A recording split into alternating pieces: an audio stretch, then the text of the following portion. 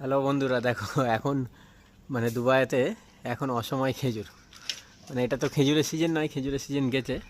তবুও দেখো খেজুর গাছে পেকেও আছে। এ তো আমরা পারতে পারবো না।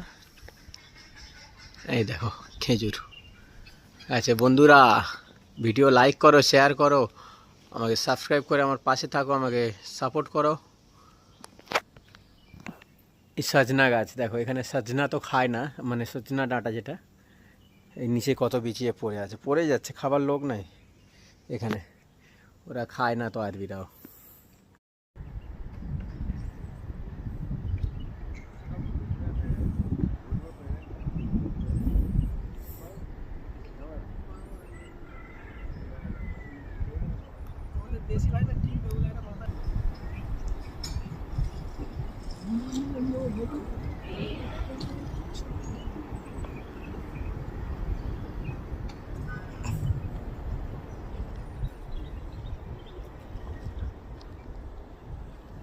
তারা কই যে আমাদের ফটো তোলো।